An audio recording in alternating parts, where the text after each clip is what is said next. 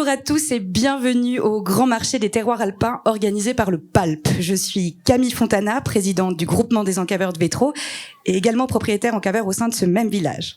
Alors je vous souhaite au nom de tous les vignerons vétrosins la bienvenue pour cette singulière rencontre en terroir inconnu, si on peut dire, et qui a pour thématique la migne et les astres. Car le vin, c'est comme le savoir, ça se partage. Alors laissez-nous vous conter ceci. Il y a en terre de Vétro un cépage rare qu'on nomme Amigne. Il en existe 38 hectares au monde, dont 27 sont à Vétro. Imaginez donc notre fierté d'heureux propriétaires. Enfin, propriétaires. Sommes-nous réellement propriétaires du sol? Parce que sommes-nous propriétaires du ciel? Enfin, il y a en terre de Vétro des vigneronnes et des vignerons qui parlent le langage des abeilles. Bzzz. Et il vous suffira d'en boire un verre ou deux pour bzzbzter à votre tour. Mais bon, ça, c'est pour plus tard. Avant cela, mes chers collègues viticulteurs ont eu une idée folle de planter de la vigne sur une autre planète. Ah, fallait y penser. Et l'idée est née dans une cave, évidemment, probablement celle à Romain Papillou, qui doit être ici présent d'ailleurs, vers 2-3 heures du matin. Car les grands penseurs dorment peu. C'est connu, c'est un peu comme les poètes et les mathématiciens. Alors, pour cultiver cette idée folle, nous avons fait des invitations. La première s'adresse à votre cerveau. Alors, mettez-le en mode avion, ce qui soulagera votre téléphone, ainsi que les satellites placés en orbite pour les faire fonctionner. L'autre invitation s'adresse à Manuela Mori, notre envoyée spéciale, journaliste à l'âme vagabonde. Elle apprécie l'ivresse de la poésie, la résonance des mots et l'écho des montagnes. Originaire et habitante de Maz, c'est une enfant du cru. Bonjour Manuela. Mais bonjour Camille. Un petit applaudissement quand même pour Manuela. Ah. À sa rencontre, le seul humain capable de répondre à cet insensé projet des vignerons de Vétro, le fabuleux, l'unique, le grandiose, astrophysicien et dompteur d'étoiles, Michel Mayor, mesdames et messieurs, voilà, bonjour.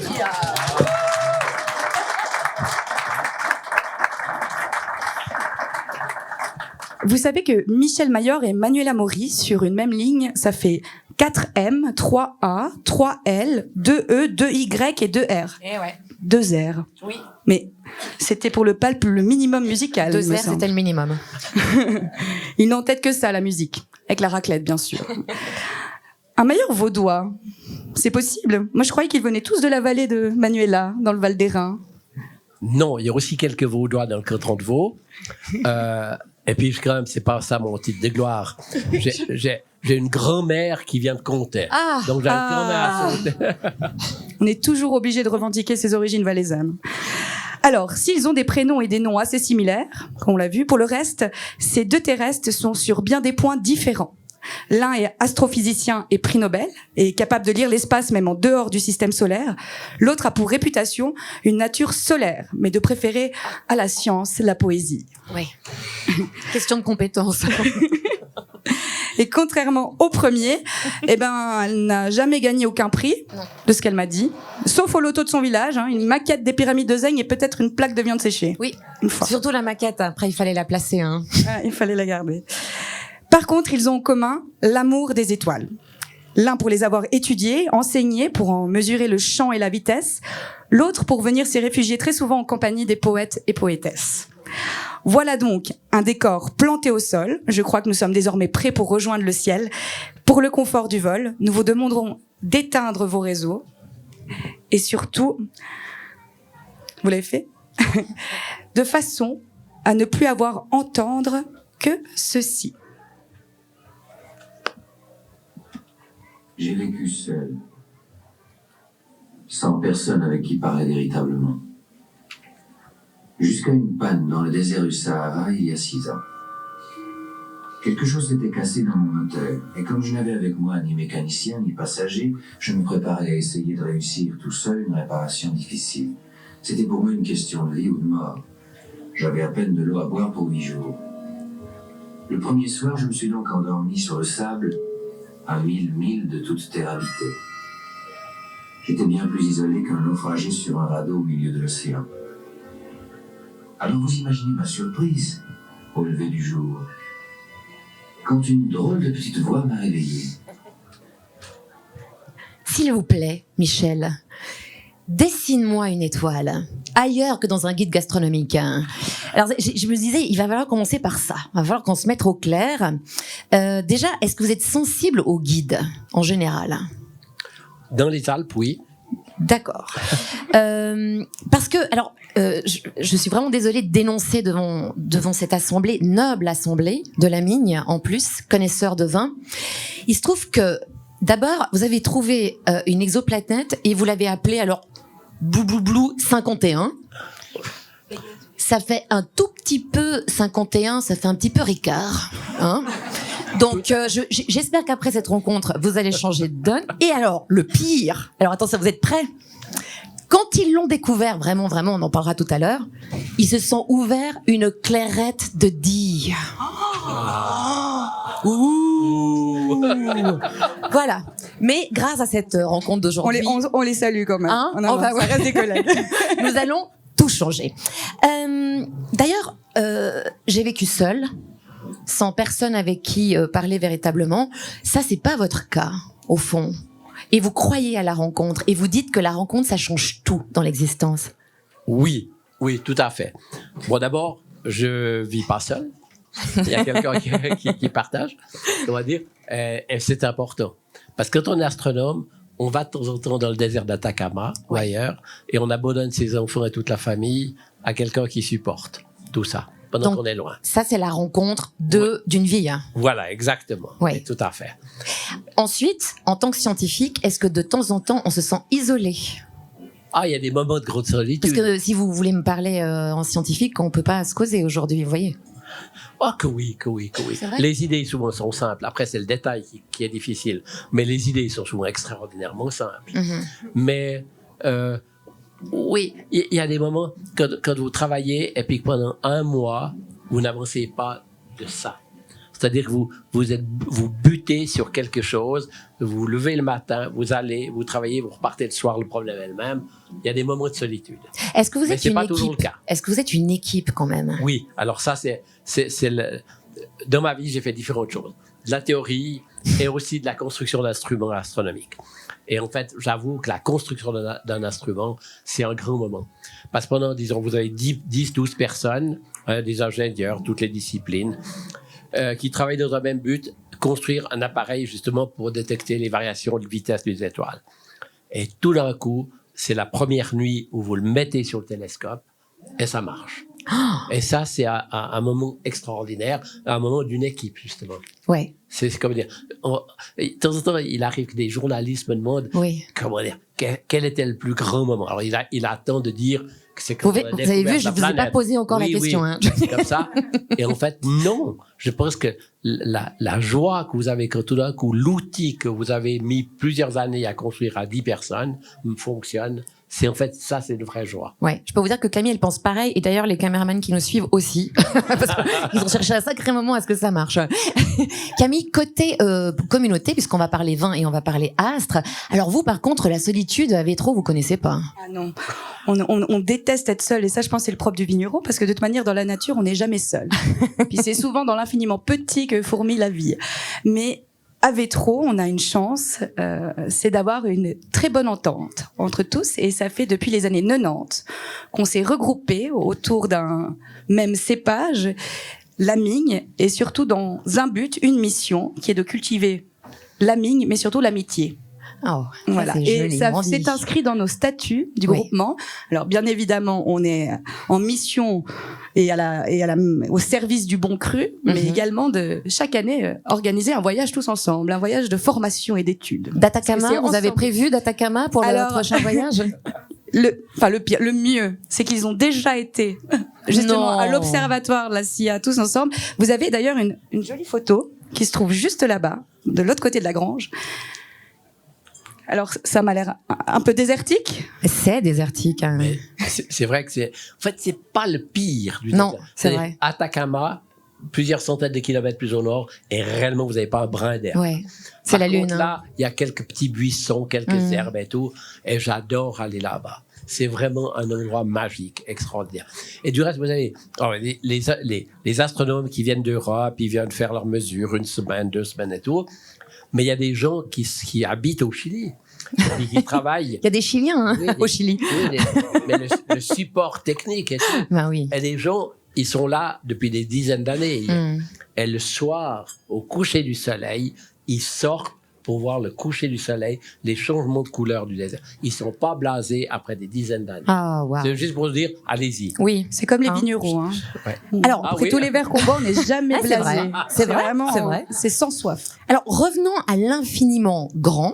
Lorsque vous avez découvert avec votre ancien étudiant Didier, dont on écorche systématiquement le nom de famille, Oui. entre Kelo, Quello, Quelo, qu'est-ce que vous préférez, vous hein? Alors moi, je préfère rien, mais par contre, lui, ils se sont vexés quand on met un accent aigu. Kelo, ça va pas, c'est pas possible. non, Quelo. C'est que l'eau. C'est Quelo et puis c'est tout. Est-ce qu'au moment où on découvre une exoplanète, il y a quelque chose de l'ordre de la rencontre? Ou est-ce que le processus est tellement long qu'au fond, à la fin, on a l'impression d'être face à quelqu'un de la famille, quoi? Alors, avant de répondre à cette question, vous avez parlé de que l'eau.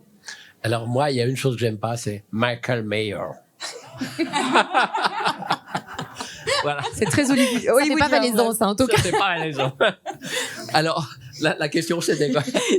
Si au fond, quand vous découvrez cette exoplanète, on sait bien que c'est un long processus, puis que c'est pas comme si tout à coup il y a quelqu'un qui tape à la porte. Mais est-ce que quand même, au moment où on valide la chose, on a l'impression que c'est quelque chose qui nous est devenu familier, ou est-ce que c'est quand même quelque chose d'extraordinairement autre? Alors, disons, il y a un peu moins de romantisme dans tout ça. Oh merde. Comment dire? Vous avez construit un instrument, vous avez fait des mesures, et tout d'un coup, après plusieurs mois de mesures, vous voyez qu'il y a quelque chose qui suggère qu'il y a une planète qui tourne autour de l'étoile. Mais un problème, sa période est de 4,2 jours. Donc, elle fait un tour d'étoile en 4 jours. La théorie, pour ce genre d'objet, prédisait que ça devait être 1000 fois plus long. Ça pouvait pas être... Alors que le premier sentiment que vous dites, je vais dire des bêtises. Hein. Vous avez peur de dire des bêtises. Oui. Voilà. C'était pas l'euphorie romantique. Mais vous avez déjà eu peur de dire des bêtises au quotidien, ou c'est que dans le milieu scientifique hein? Je pense qu'on peut demander Joker. peut-être à ça. On peut demander à la compagne.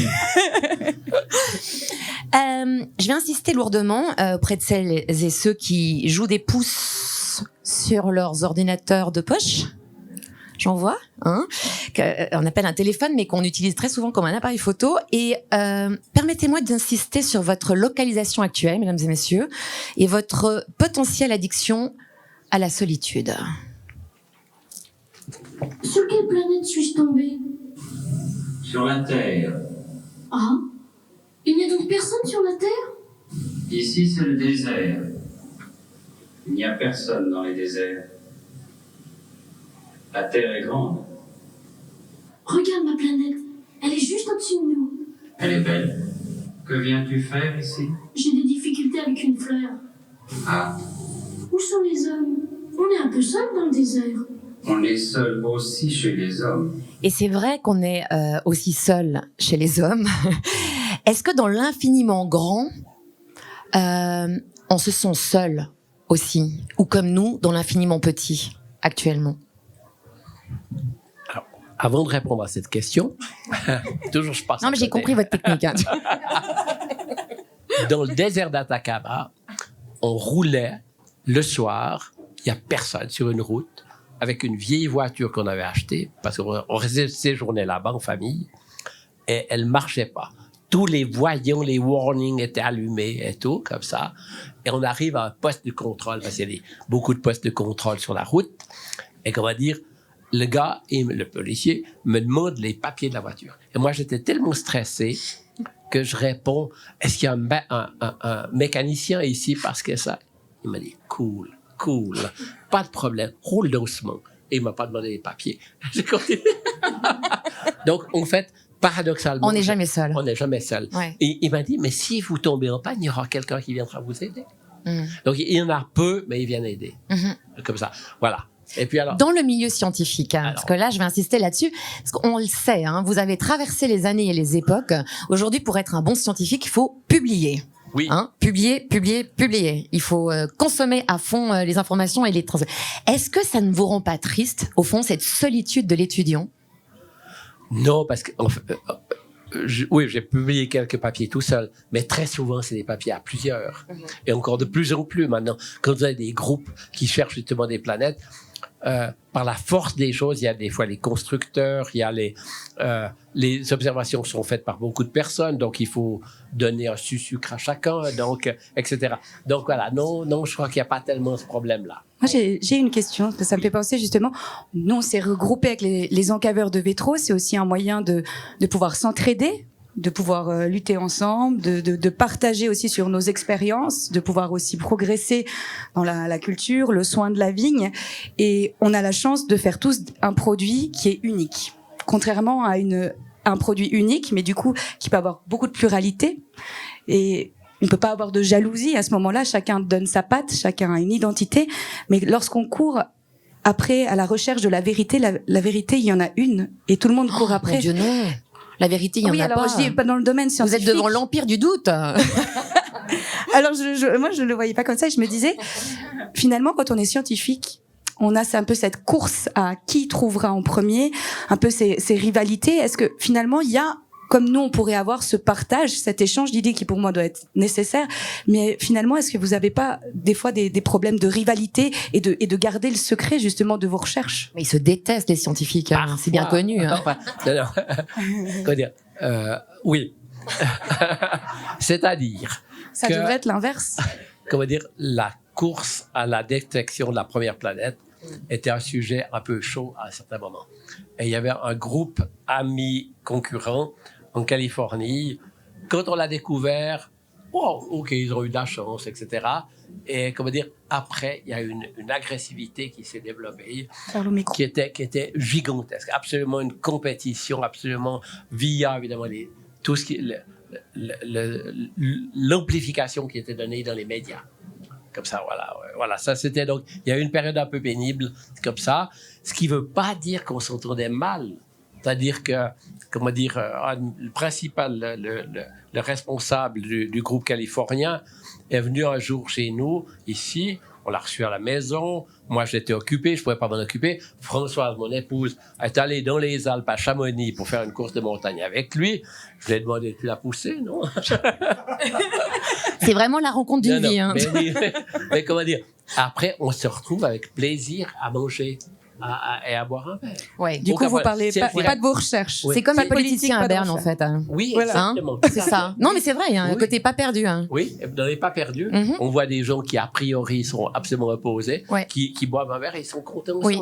Et je pense le meilleur exemple aussi, sur un cours de tennis, ils vont se faire les pires coups pour essayer de battre l'autre, ce qui ne veut pas dire qu'après, ils ne seront pas contents d'être ensemble. C'est un peu la même chose. Puisqu'on est au Palp, festival interstellaire, hein, capable donc de remplacer la Lune par un fromage à raclette. C'est quand même les seuls. Hein.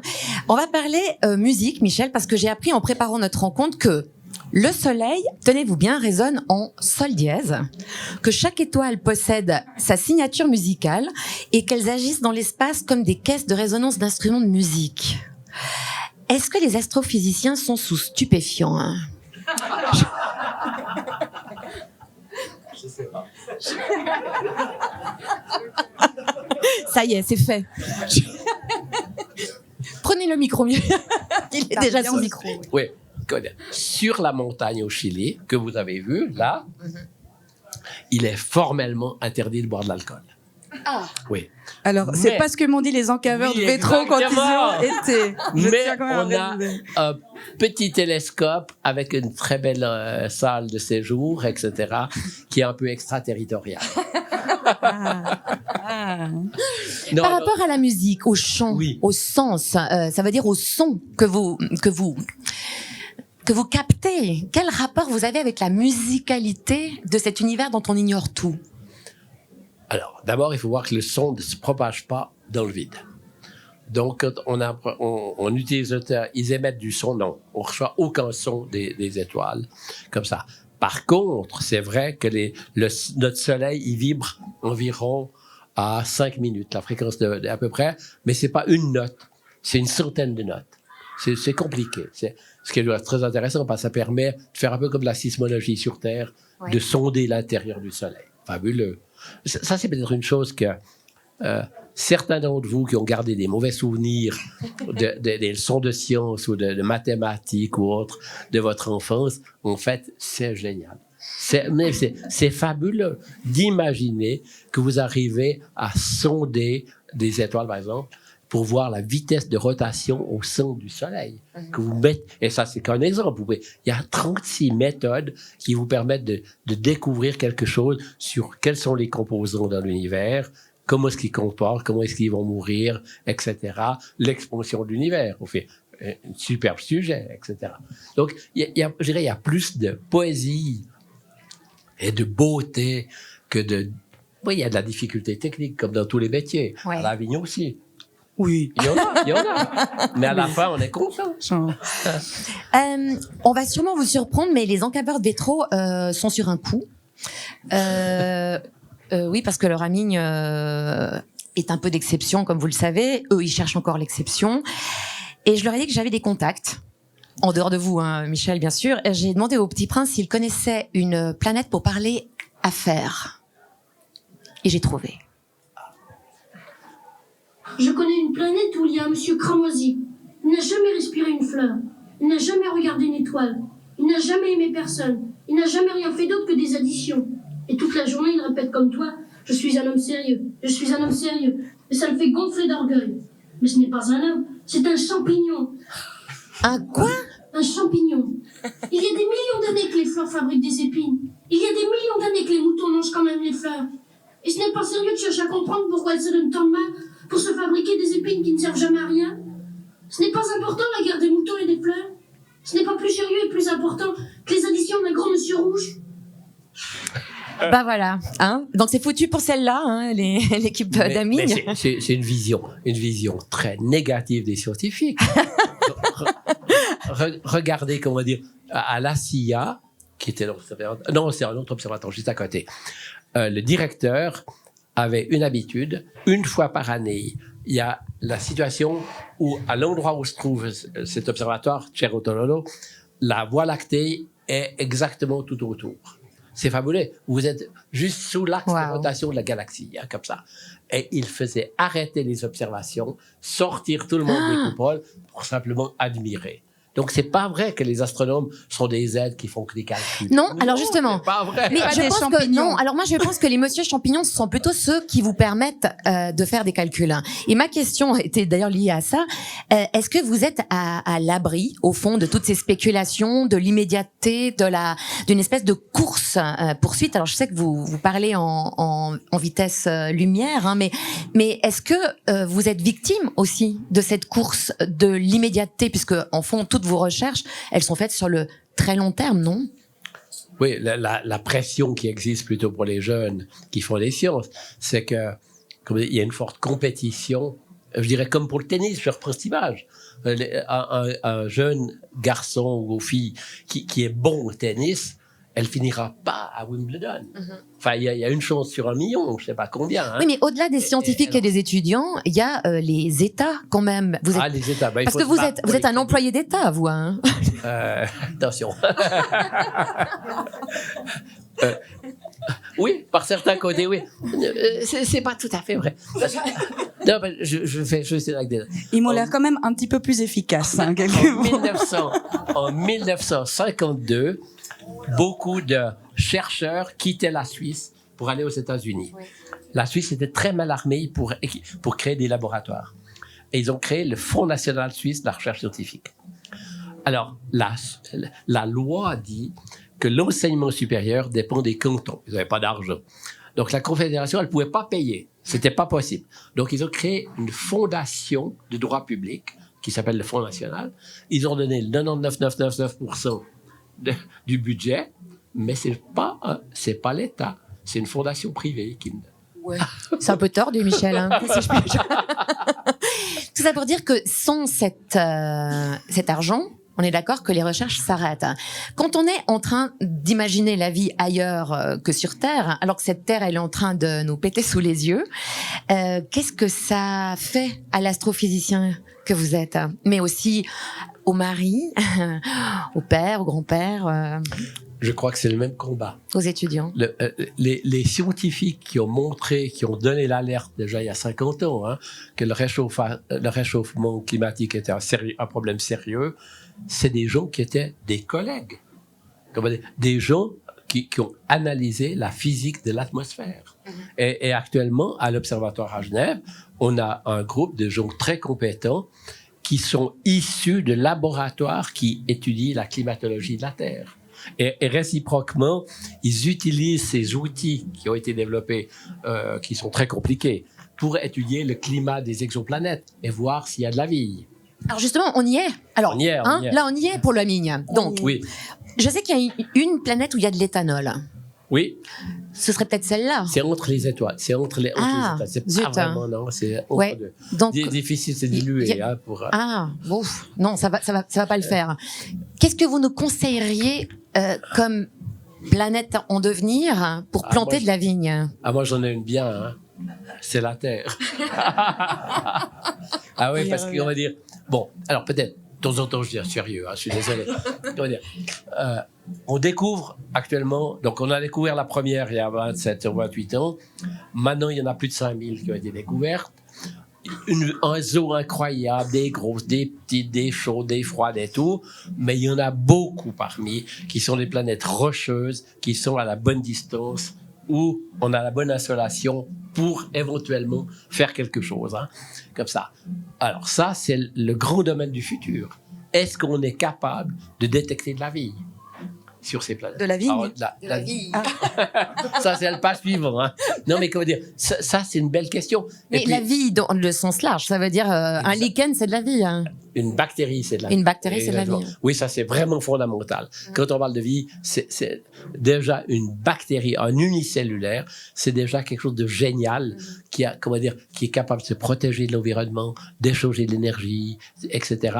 Et qui a une caractéristique fondamentale, c'est que quand elle se divise en deux, elle transfère tout le programme Comment vivre à sa fille. L'ADN. Et puis, À sa fille, hein, pas à son Oh, fils. c'est Hein. prudent, hein. Ça- Et puis, comment dire, après, celle-ci, quand elle va se rediviser en deux, elle retransmet plus loin. Et la manière de transférer cette incroyable information, ça se fait par le code génétique. Des millions d'atomes et de molécules qui codent l'entier du mode d'emploi, comment vivre. Et, comment dire, ça c'est alors, pourquoi ça concerne les astronomes? Parce qu'on pourrait dire que c'est de la biologie. Si vous avez une planète trop chaude, eh bien, l'ADN se casse. On arrête la transmission de la vie. 120 degrés, hein, à peu près. C'est pas besoin de chauffer beaucoup, hein. En dessous de moins 20, c'est tellement long, rien d'intéressant. C'est ce que vous faites quand vous mettez quelque chose au congélateur ou quand vous cuisez des aliments, hein, pour stériliser les aliments. Donc voilà, ce qui fait que les astronomes, ils cherchent des planètes rocheuses où il y a de l'eau liquide à la surface. de l'eau, il a dit. De l'eau liquide. Voilà. Oui. Mais l'eau, c'est la vie. Hein. Notre projet Oui, est c'est la un peu vie. compromis. Alors, Voilà. Mais Non, parce qu'après, si vous n'avez pas d'eau, vous ne pourrez jamais faire de la mine. évidemment. Mais d'ailleurs, enfin, c'est un peu vertigineux quand on y pense. Mais j'ai entendu dire que c'est vrai que à la fin, on cherche pas forcément des planètes habitables, mais des wineable planètes, comme vous aimez le dire. Le projet semble, on a tout de suite plus de motivation, il me semble. C'est peut-être pour ça que vous avez découvert cette première exoplanète. Ça, comment dire, je veux dire, je suis en terre minée, parce que un de mes plus proches collaborateurs pendant ces 20-30 dernières années, C'est son nom, tonton, qui vient de la région de Comté. Voilà. Alors, voilà. Donc, il répondra pas parce que ça, c'est un petit peu private joke. Hein. Exactement. Bon, très bien. Alors, donc j'ai joué un peu mes contacts pour la viticulture. J'ai rappelé Le Petit Prince hein, parce que j'ai des contacts depuis un moment. Vous connaissez l'allumeur de réverbère hein? Oui. Vous le connaissez Oui, non. Est-ce que vous l'avez rencontré? Pas encore. Hein. Alors, d'accord, je l'ai apprécié dans le livre Oui. auquel on fait référence ici. Alors, l'allumeur de réverbère dans mon monde, il arrive des fois, c'est une chose qui n'est pas connue, c'est qu'il y a de nouvelles étoiles qui apparaissent dans la galaxie. La Voie lactée, hein, comme ça, énorme disque, des milliards d'étoiles qui tournent comme ça. Eh bien, en moyenne, chaque année, il y en a 4 de plus.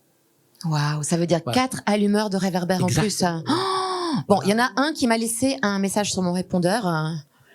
Écoutez, Michel.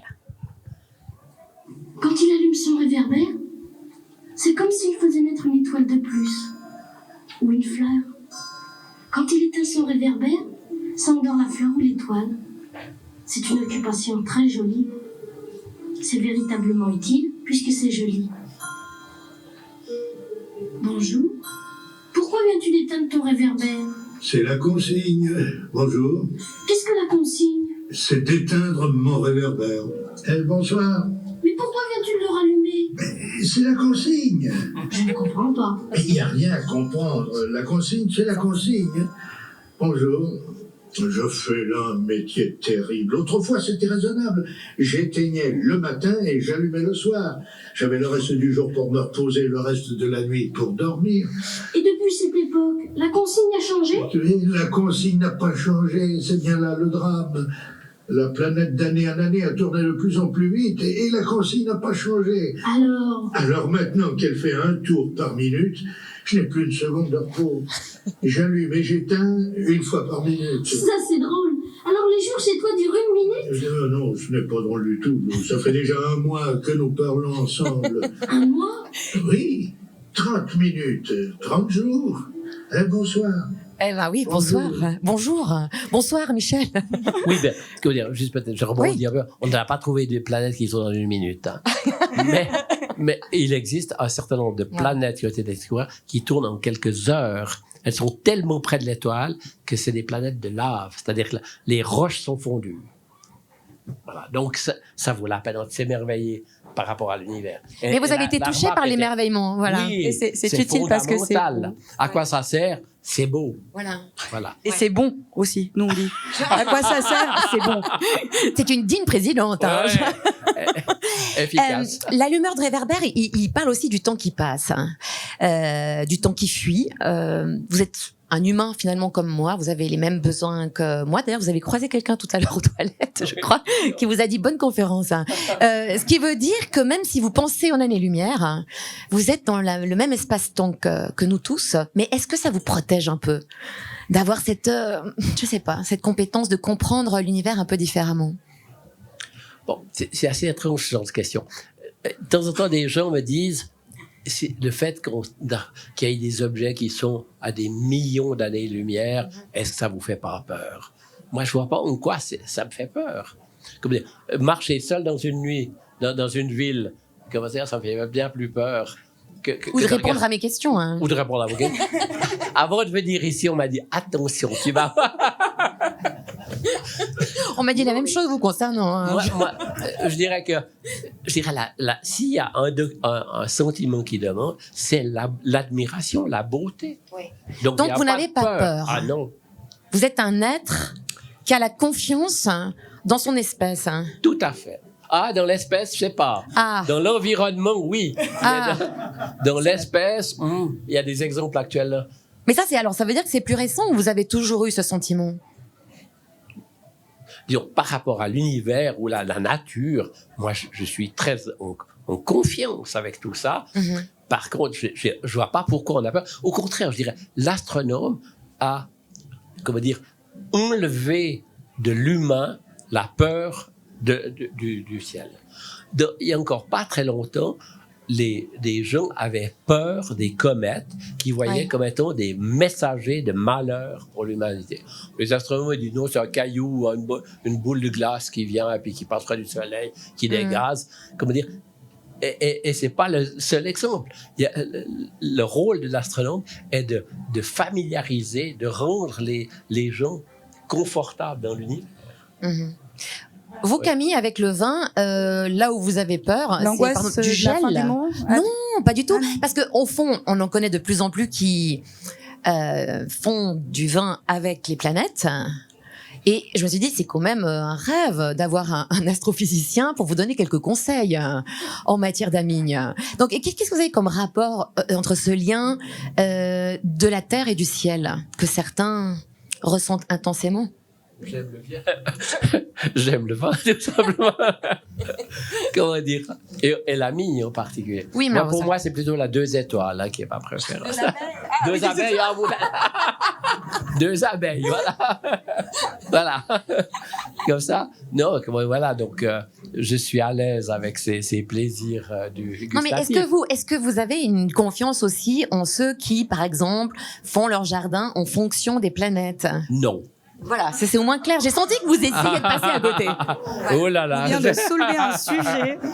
Il faudra faire une autre conférence. Non, comment dire? Bon, il y a des réalités objectives, disons. C'est évident que vous n'allez pas faire un traitement juste avant une pluie. Ou des choses comme ça. La nature impose un certain nombre de choses.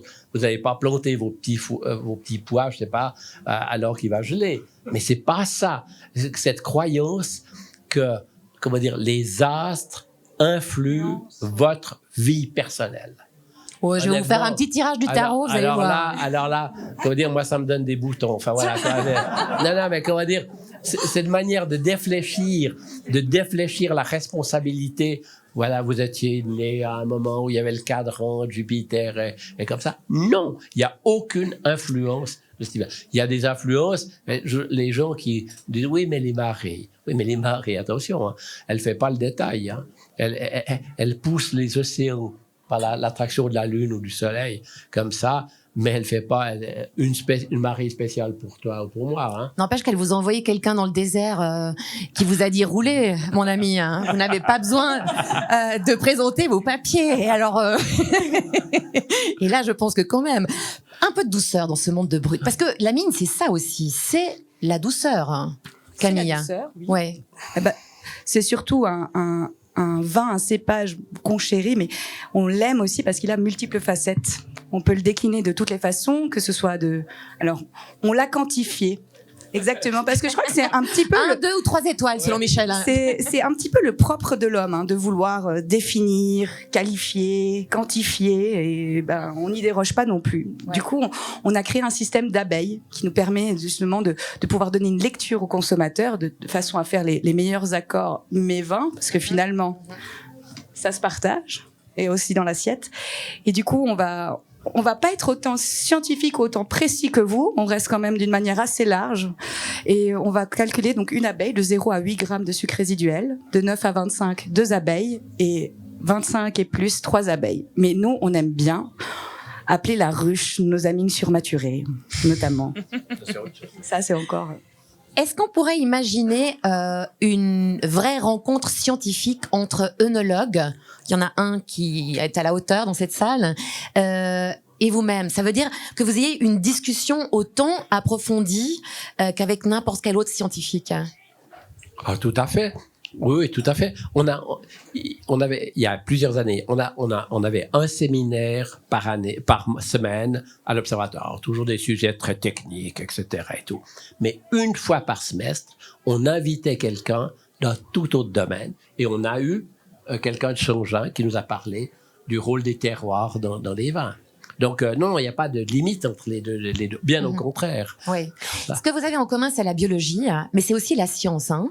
La curiosité, je dirais. Oui, on est d'accord, mais je veux dire, vous dites, Michel, que c'est grâce à l'outil, à l'objet, à la machine, que vous êtes parvenu à observer des choses.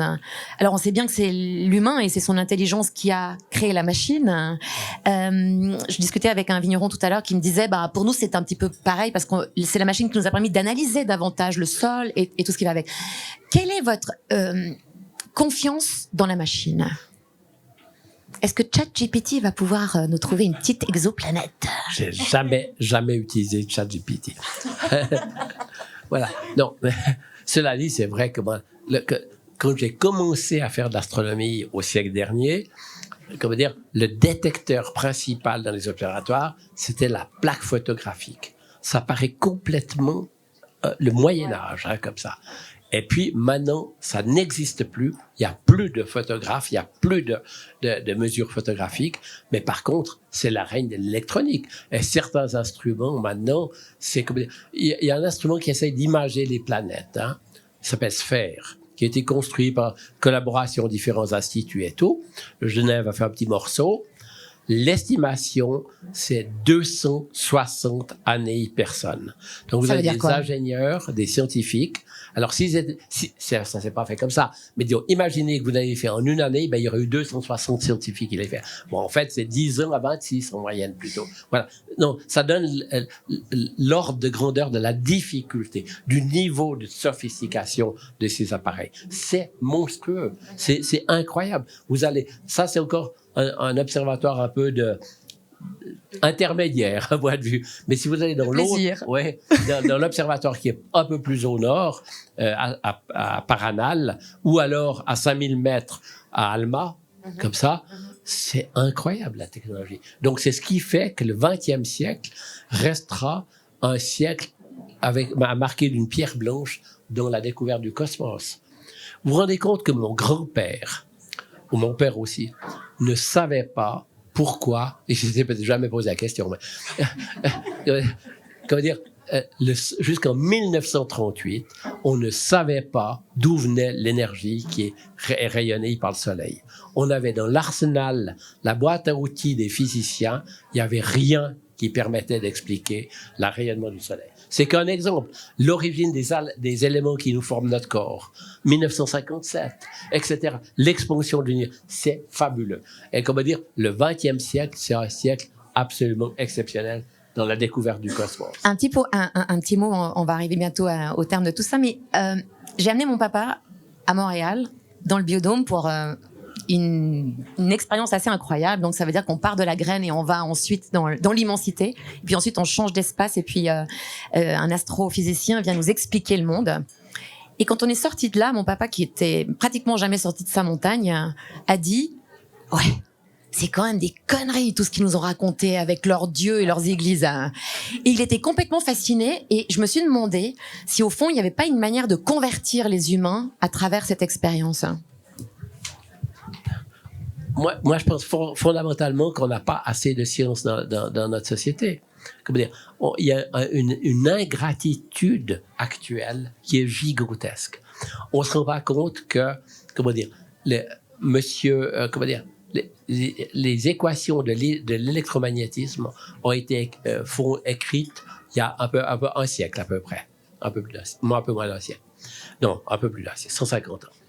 Et comment dire, 4 équations qui régissent la totalité dans laquelle on vit. Est-ce que vous croyez que ce monsieur pensait à ce qu'il apportait à l'humanité en écrivant ces 4 équations? Et regardez en médecine, regardez, est-ce que peut-être vous rappelez pas, mais qu'était la vie de vos grands-parents? Quand on avait la moindre des maladies. Moi, je me rappelle, enfant, d'avoir vu des gens qui marchaient avec une peine difficile. Maintenant, on les opère la hanche et puis après, ils gambadent, hein, comme ça. Donc, actuellement, on vit dans une société qui est complètement redevable par rapport à la science. Je dis pas qu'elle fait pas de bêtises, qu'il n'y a pas des choses horribles, hein, comme ça. Mais quand même, on est des dépendants des projets scientifiques. Et je pense que c'est fondamental qu'il y ait une partie qui est consacrée à la beauté et pas uniquement à répondre des problèmes. Si on veut commencer à supprimer tout ce qui sert à rien. Ah, alors ça, au sens comme ça. Je vais déjà poser mon micro. Ouais. L'opéra. Parce que franchement, on pourrait le laisser faire, mais d'accord. L'opéra, la musique, les astronomes, etc. Si on veut garder plus que ce qui est nécessaire à la survie, c'est pas drôle, hein. C'est la raison pour laquelle, d'ailleurs, la Migne Exactement. Et le vin des poètes et désormais sera planté sur Terre. Oui. Voilà. Et si on trouve des planètes adéquates, on ira. Voilà. Comme ça, on s'est mis d'accord. Résultat, il faut rester profondément terre à terre et sensible au divin du vin, mais pas au divin. Alors justement, à ce propos, je vous ai amené les radis de ma maman, cueillis ce matin. Ça, vous pourrez dire que vous avez... Vous n'avez pas un radis. Et j'ai laissé la terre avec. Maman a dit, il faut laisser la terre, les feuilles. Il faut qu'ils puissent sentir d'où ils viennent. Oui. Et je me suis dit, ça, vous n'avez pas avec l'espace. Hein. Oui et non. Moi, je trouve pas. Non. Comment dire? Ça verra, en 2029, il y aura un astéroïde énorme qui va passer en quelques heures et qui sera visible, qui sera extrêmement lumineux et qu'on pourra le voir depuis la Terre. Bon, Par tous les temps. On ne pourra pas le renifler, d'accord, mais voilà. Oui, par tous les temps, ça j'espère qu'il fera beau ce jour-là. Comme ça. Non, mais vous avez ce contact en permanence avec l'astronomie. Ben, ne serait-ce qu'avec la Lune, avec les lunaisons, avec le Soleil, avec la météo. La météo fabuleuse, hein. Bon, elle déraille un peu maintenant, mais enfin bon. Bon, alors en tout cas, on était d'accord sur un point avec Michel, parce qu'il n'a pas regardé Don't Look Up. Si jamais vous avez des aficionados qui ont vu ce film, il l'a pas vu, il dit ouais, mais tout le monde m'en parle, etc. Par contre, on a un film en commun qu'on recommande, qui est La Nostalgia de la Luce, et qui rejoint un peu ce que vous disiez par rapport à la poussière d'étoiles, puisqu'il s'agit d'une quête. Un superbe film. Voilà, ça vraiment, on vous le recommande. On est au Palp. J'imagine que Sébastien Olsen est là. Vous voyez, ça c'est le patron là-bas. Ah, là-bas, voilà, le chef. Il est jeune pour être patron. Ouais. C'est comme ça aussi dans la science, il n'y a que des jeunes partout. J'avais un collègue qui faisait visiter l'observatoire à des jeunes, des instituteurs et institutrices. Ouais. Et il me dit, c'est marrant, chaque année elles sont plus jeunes. C'est vrai que chaque année, il est plus jeune. C'est un peu indécent. Donc, s'il y a du vin possiblement sur une autre planète, il pourrait aussi y avoir la raclette. En tout cas, s'il y a du chasse là, pas que de la mine. En tout cas, il y aura de la raclette. Voilà. Donc, c'est le dernier moment pour poser vos questions ici sur Terre. Hein, je ne sais pas si parmi vous, des gens curieux et pas trop assoiffés auraient envie. Moi, j'en ai une. Voilà. J'en ai une au niveau du vin. Parce que, en tant que vigneron, on a toujours envie de crier au monde, de parler de nos produits. Mais on a encore aujourd'hui, et vis-à-vis des jeunes, il y a toujours eu une forme de complexe autour du vin, où c'est souvent une personne qui parle autour de la table et les autres qui n'osent pas ou se taisent, alors qu'on parle de sensoriel. Ça devrait être universel. Et je me dis, tu, Michel, as une capacité à vulgariser des choses qui ne disent absolument rien à personne et d'arriver à les transmettre. Est-ce que vous pourriez nous donner une clé pour justement parler à tous ces jeunes, leur faire aimer le vin et peut-être essayer de décomplexer. Elle est en train de vous attraper pour le marketing, là. Hein. Vous êtes fait avoir. On serait très heureux, en tout cas, avec le groupement des encaveurs de Vétro, de vous avoir à nos côtés. Je vais vous dire comment mon fils, qui est aussi physicien, déguste des vins. Il ferme les yeux. Oui. Il est noble. Mais il n'est pas arrogant.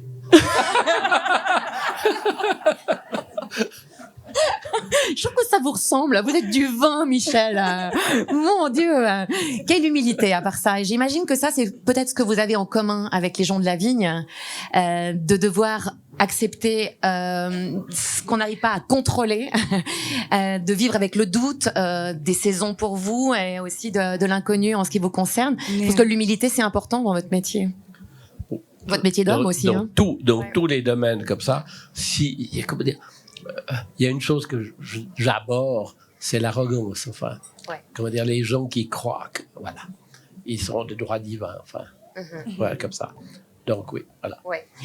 On va quand même vérifier si vous êtes un bon ambassadeur, je propose, puisque vous avez l'air de faire le malin avec vos étoiles là. Allez-y avec les abeilles. Alors vous allez goûter, vous allez nous dire 1, 2, 3 abeilles. Ils veulent me... C'est grave. Vous pensez quoi? Ça me regrette.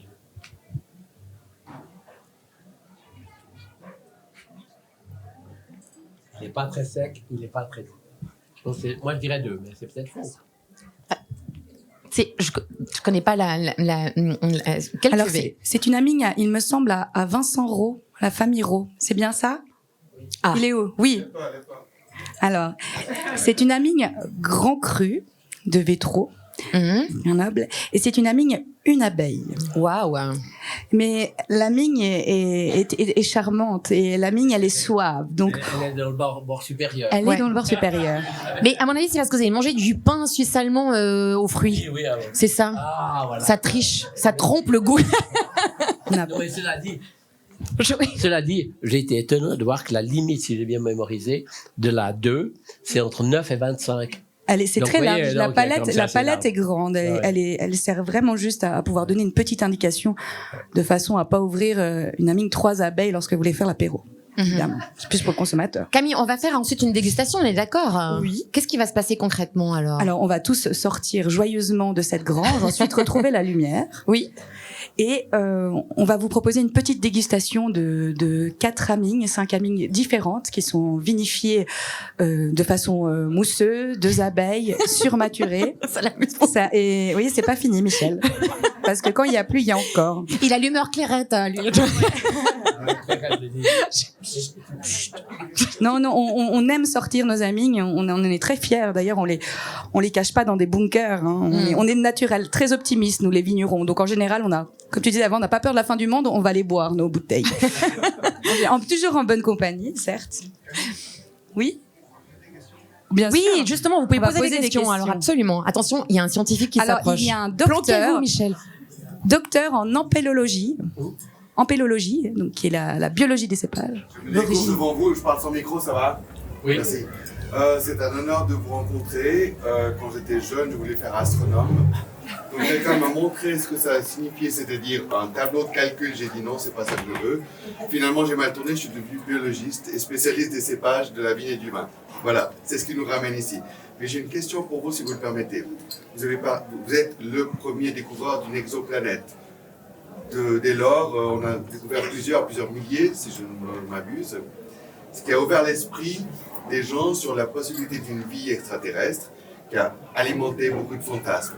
Et moi, ce qui m'intéresse, c'est que depuis que j'ai fait des études dans ce domaine-là, on parlait d'un début, le Big Bang, d'une fin qui n'existe pas, l'infini. Avant le Big Bang, on disait « pose pas la question, on ne sait pas ». Et maintenant, ce qui me perturbe, ce sont les nouvelles théories qui parlent de non pas un univers, mais plusieurs univers, les multivers. Multivers, c'est bon ça. On aime beaucoup. C'est bon. Ouais. Moi aussi, je suis très multivers. Moi, je suis très multivers. Non, pour le marketing, il est fort. On est multivers. Oui, comment dire? Actuellement, la cosmologie vit un drôle de moment. Donc, l'outil qui a permis de comprendre l'évolution du cosmos, c'est la relativité d'Einstein, 1916. Comme ça. Un outil incroyable. Et les mesures qui sont faites montrent que ça marche, mais comme des courbes incroyables qui sont prédites par la théorie, on fait des observations, ça marche et tout. Si ce n'est que c'est comme tout va très bien, Madame la Marquise, il y a juste un petit rien, c'est qu'on sait que la matière qu'on connaît, qu'on détecte, c'est que quelques pourcents de la matière qui existe dans l'univers. L'essentiel, et c'est pas simplement parce qu'elle est sombre qu'on la voit pas, on sait que c'est autre chose comme ça. Et donc, là, on a ce problème. Alors après, pour revenir, après, il y a des gens qui cherchent à sortir de ces problèmes.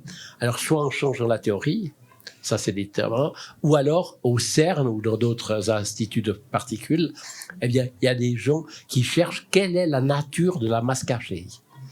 Et ça, comment dire, voilà. Ça, on ne sait pas. Alors, puis après, il y a des gens qui essayent de construire des univers complètement autres, qui sont des multivers, ou alors il y a des théories des univers à boucle, etc., à plus de dimensions que 4, etc. C'est tout des expériences intellectuelles où les gens cherchent à pousser pour voir quelque comme ça. L'ennui, de mon point de vue, comment dire, c'est qu'actuellement, il n'y a aucun test observationnel qui dit ça c'est peut-être juste, ça c'est pas juste. Et donc, c'est pas une critique de ces recherches, mais, comment dire, on reste sur sa fin. Voilà, c'est comme ça. C'est la science. C'est la science, voilà, exactement. Et là, on reste sur notre soif, hein, si je puis me permettre. Tu montes les mots Oui, de la bouche. Il y a l'art de nous ramener sur terre. Ah, quand même. Alors, juste pour en terminer, parce que Camille, après, vous fera les indications de service.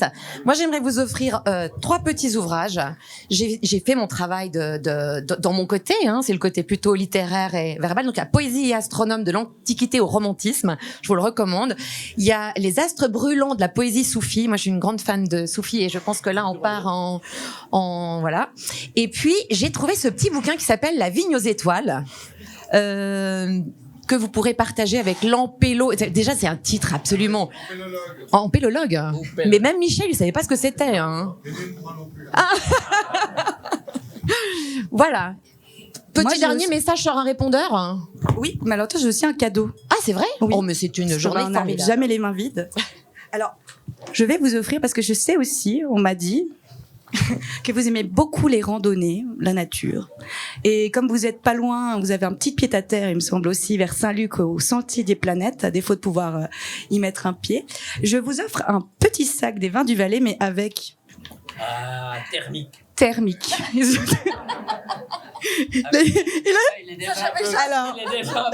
Il est déjà plat. Avec un petit livre, justement, Rando Vin Suisse, qui vous permet de faire des randonnées et de finir dans une cave.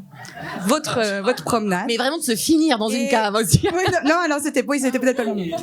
Et également, je vous propose, parce que vous découvrez des exoplanètes, nous on découvre des nouvelles cuvées, aussi en travail d'équipe, et je vous propose en avant-première de découvrir justement cette cuvée d'Amigne qu'on a fait en commun avec les encaveurs de Vétro.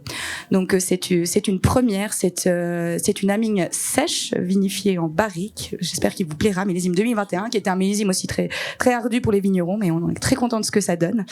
Et surtout pour cette Amigne, on lui a donné une hymne. Alors si vous me permettez, je vous la conte.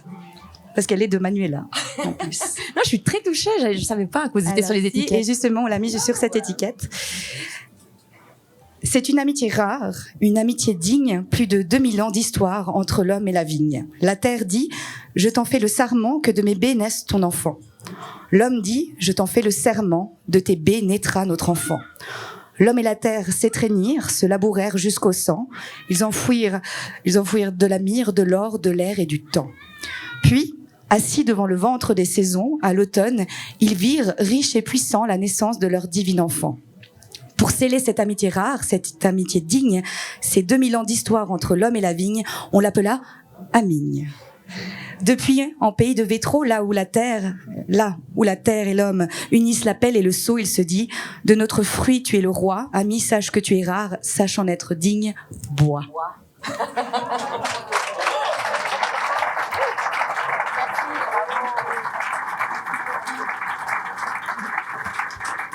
Dernier message sur le répondeur. On termine avec ça, Michel. C'est pour vous. Promis.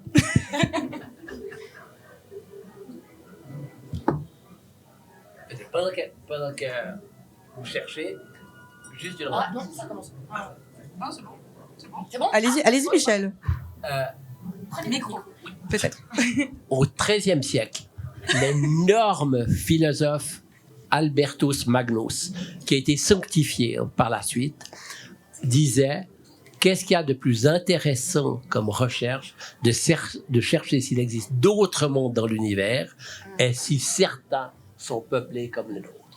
Voilà, nos titres de noblesse. Ouais. Et ceux qui doutent de l'intérêt de la question, allez. J'ai entendu que si vous deviez rencontrer un philosophe, aussi pour converser avec, c'était Épicure. Oui. Épicure, c'est mes fantasmes. Ça, c'est, comment dire, il y a presque 2500 ans, Épicure écrit une très longue lettre qui a été conservée à un collègue philosophe, et il dit dans cette lettre qu'il est intimement persuadé qu'il existe une infinité de mondes dans le cosmos, et plus loin dans cette longue lettre, il dit sur certains de ces mondes, il y a des espèces vivantes comme les nôtres, sur d'autres planètes, enfin il parle pas de planètes, d'autres mondes, eh bien il n'y en a pas. Et comment dire, voilà. Il était, et comment dire, pour moi, pourquoi je trouvais émouvant, c'est d'imaginer ce type assis au bord de la mer Égée, en train de manger des olives, et disons, écrivant des choses pareilles. Fabuleux, plus de 2000 ans. Waouh. Oui, On on va écoute terminer. le J'en dernier profite juste message. pour vous dire que c'est la version avec Gérard Philippe, celle du Petit Prince, que j'ai écoutée toute mon enfance, que je connais par cœur, et qui pour moi est la plus belle des versions. Et je salue Gérard Philippe qui nous regarde juste de l'autre côté. Voilà, j'en profite. Dernier message sur mon répondeur. Ce sera tellement amusant. Tu auras 500 millions de grelots. Tu sais, ma fleur, j'en suis responsable. Elle est tellement faible. Elle est tellement naïve. Elle a 4 épines de rien du tout pour la protéger contre le monde. Voilà. C'est tout. Et voilà, c'est tout.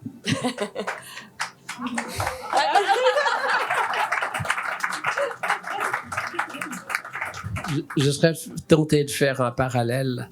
Comment dire, la Terre a besoin qu'on s'occupe d'elle. Et puis, comment dire, c'est à nous d'en prendre soin. Finalement, on a trouvé une planète à Ming et elle est à Vétro. Donc, on vous invite tous à la rejoindre désormais en sortant. Merci.